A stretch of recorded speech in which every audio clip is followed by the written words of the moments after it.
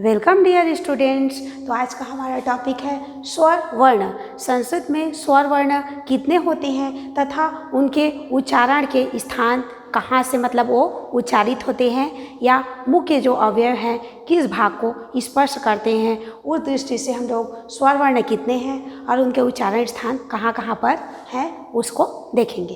तो देख लीजिए पहले स्वर वर्ण। तो स्वर वर्ण किसे कहते हैं? ऐसे वर्ण जिनका उच्चारण, वे वर्ण जिनका उच्चारण स्वतंत्र रूप से होता है। इनके उच्चारण के समय किसी अन्य वर्णों की सहायता लेने की आवश्यकता नहीं होती है, उसे स्वर वर्ण कहते हैं। मतलब ये स्वतंत्र वर्ण होते हैं, इनके उच्चारण में किसी भी प्रकार का रुकावट नहीं आता है। अब इसके बाद देख लेते हैं संस्कृत में स्वर वर्ण कितने होते हैं। तो देखिए अ, ई, उ, री, ए, ऐ, ओ, औ, मतलब हम लोगों के 9 स्वर वर्ण होते हैं। संस्कृत में 9 स्वर वर्ण होते हैं। तो जानने योग्य बातें यहीं पर है। देखिए ए, ऐ, ओ, औ। तो हिंदी में ए ऐ है, इसको ऐ, हिंदी में ऐ है, इसको संस्कृत में ऐ बोला जाता है और हिंदी में औ बोला जाता है इसको, लेकिन संस्कृत में औ बोला जाता है। इसका उच्चारण औ होता है। अब यहाँ पर देख लेते हैं हम लोगों के संस्कृत में स्वर वर्ण 9 होते हैं, लेकिन अ, ई, उ और री का दीर्घ रूप भी होता है, जो इस प्रकार है। देखते हैं अ का दीर्घ आ, ई दीर्घ ई, उ बड़ा उ या दीर्घ उ, री दीर्घ री का दीर्घ रूप नहीं होता है। अब देखते हैं ए, ऐ, ओ, औ।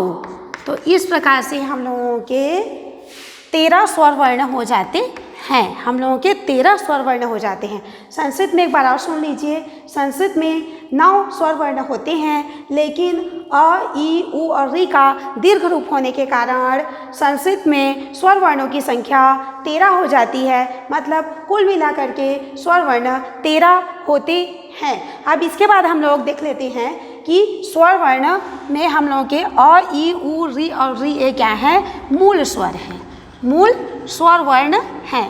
ये 5 क्या है? हम लोगों के मूल स्वर वर्ण है। अ, ई, उ, री और री क्या है? मूल स्वर है। इसे ह्रस्व या ह्रीस्व स्वर भी बोला जाता है। अब इसके बाद देख लेते हैं हम लोगों का दीर्घ स्वर। तो दीर्घ स्वर में आ, बड़ा ई, बड़ा उ, री, ए, ऐ, ओ, औ। मतलब 1, 2, 3, 4, 5, 6, 7, 8 हम लोगों के 8 क्या हैं? दीर्घ स्वर होते हैं। संस्कृत वर्णमाला में 8 दीर्घ स्वर होते हैं। इसके अलावा हम लोगों को जानने योग्य बातें हैं कि इसमें संयुक्ताक्षर मतलब संयुक्त स्वर वर्ण भी होते हैं। तो इसमें देखिए 4 संयुक्त स्वर वर्ण हैं, ए, ऐ, ओ और औ। ये 4 हम लोग पास संयुक्ताक्षर हैं, जो क्या हैं? 2 स्वर वर्ण के मेल से बने हुए हैं, अर्थात 2 स्वर वर्ण आपस में जुड़ करके इनका निर्माण हुआ है। जैसे ए को देख लेते हैं तो अ प्लस ई, अ, ई, ए, अ, ई, ए।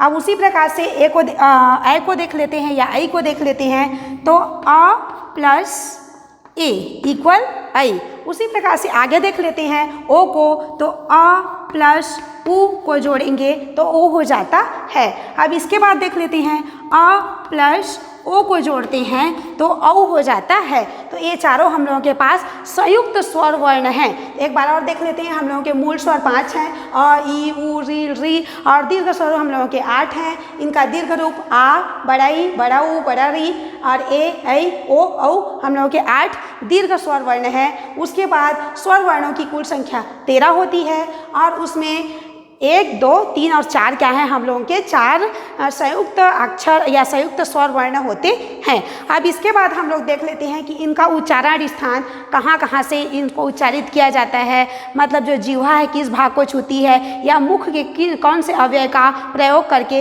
इनको उच्चारित किया जाता है या बोला जाता है। तो देखते हैं इनका उच्चारण के स्थान की दृष्टि से इनका उच्चारण स्थान। तो अ का उच्चारण स्थान है कंठ, अ का उच्चारण स्थान है कंठ।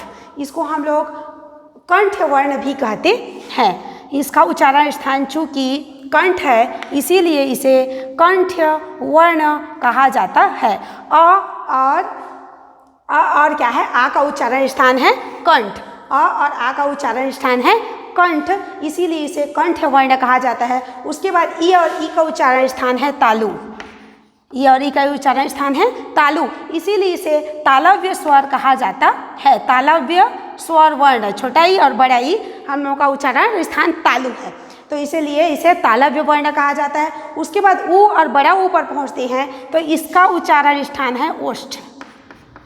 ओष्ठ, ओष्ठ है लेकिन इसे ओष्ठ वर्ण कहा जाता है, चूँकि इसका उच्चारण ओष्ठ होने के कारण इसे ओष्ठ वर्ण कहा जाता है। वैसे तो हम लोगों का जितना भी वर्ण उच्चारित करते हैं तो सभी आवाज़ कंठ से ही निकलता है, लेकिन वह क्या है, जिह्वा या मुख के कौन कौन से अवयव को जिह्वा स्पर्श कर रही है या कौन से मुख्य अवयव का पार्ट मतलब भाग का सहारा लेना पड़ रहा है, उस दृष्टि से ऊ और ऊ क्या है, ओष्ठ वर्ण है। उसके बाद देखते हैं री, और री ये है मूर्धा, इसका उच्चारण स्थान है मूर्धा, इसीलिए इसे मूर्धन्य वर्ण कहा जाता है। इसी कारण से इसे मूर्धन्य वर्ण कहा जाता है। री और दीर्घ री दोनों मूर्धन्य वर्ण हैं। अब जानने योग्य बातें हैं कि मूर्धा किसे कहा जाता है।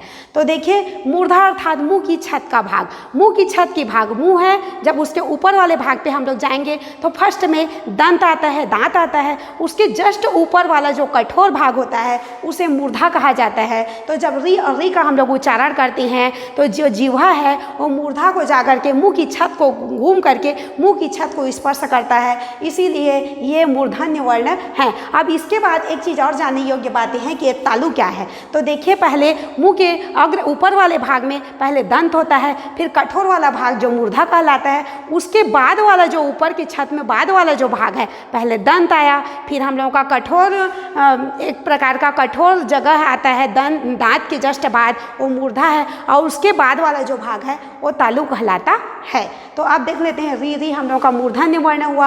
अब उसके बाद री है, ये दंत वर्ण है, दंत, इसीलिए इसका उच्चारण स्थान दंत, दांत है, इसीलिए इसे दंत्य वर्ण कहा जाता है। अब इसके बाद हम लोग देख लेते हैं ए, ऐ, ओ, औ की ओर। तो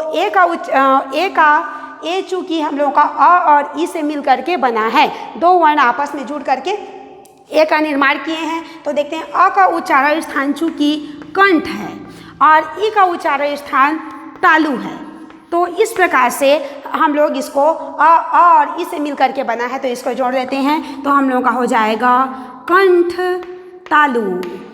तो ये इसका उच्चारण स्थान हुआ कंठ तालु, इसलिए इसे कंठ तालव्य वर्ण कहा जाता है। उसी प्रकार से ऐ को देखते हैं तो अ और ए को मिल करके बना है ऐ, तो अ का उच्चारण स्थान चूंकि कंठ है और ऐ का उच्चारण स्थान है कंठ तालु। तो देखिए, कंठ दो बार आया है तो हम लोग एक बार लिख दिए और तालु को लिख देते हैं तालु, तो कंठ तालु, इसीलिए इसे कंठ तालव्य वर्ण कहा जाता है। अब इसके बाद हम लोग जब ओ पर पहुंचते हैं तो अ का उच्चारण स्थान हुआ कंठ और उ का उच्चारण स्थान हुआ ओष्ठ, उ का उच्चारण स्थान हुआ ओष्ठ। अब इस हम दोनों को ज्वाइन कर देते हैं तो हो जाता है कंठोष्ठ, इसीलिए इसे कंठोष्ठ वर्ण भी कहा जाता है। तो इसका उच्चारण हुआ कंठोष्ठ, इसीलिए इसे कंठोष्ठ वर्ण कहा जाता है। अब इसके बाद देखते हैं, औ की ओर पहुंचते हैं तो अ का स्थान है, उच्चारण स्थान है कंठ और औ का उच्चारण स्थान है कंठोष्ठ। तो देख लेते हैं, इसको फिर से लिख लेते हैं कंठोष्ठ। अब यहाँ पर देखने योग्य बातें हैं कि कंठ दो बार आया है तो उसको हम लोग एक बार लिख देंगे कंठ और ओष्ठ को लिख देंगे ओष्ठ, कंठोष्ठ हो गया। तो अब देख लेते हैं, ऐ का उच्चारण स्थान कंठ तालु है, ऐ का उच्चारण स्थान ए का उच्चारण स्थान कंठ तालु है, ऐ का उच्चारण स्थान कंठ तालु है, ओ का उच्चारण स्थान कंठोष्ठ है और अ का उच्चारण स्थान भी कंठोष्ठ है, अर्थात इसे कंठोष्ठ वर्ण कहा जाता है।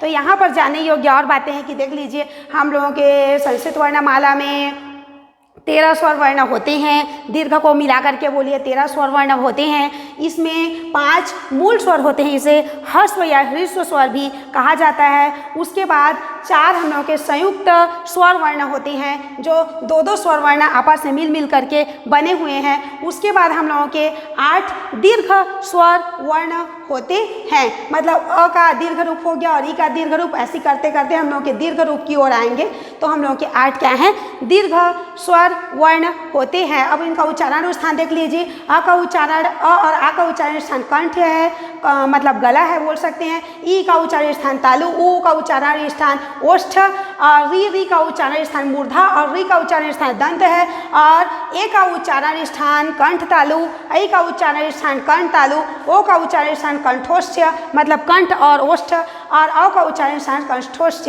मतलब कंठ और ओष्ठ है। तो इस प्रकार से हम लोगों का स्वर वर्ण और उनके उच्चारण के स्थान पूर्ण होते हैं। Thank you.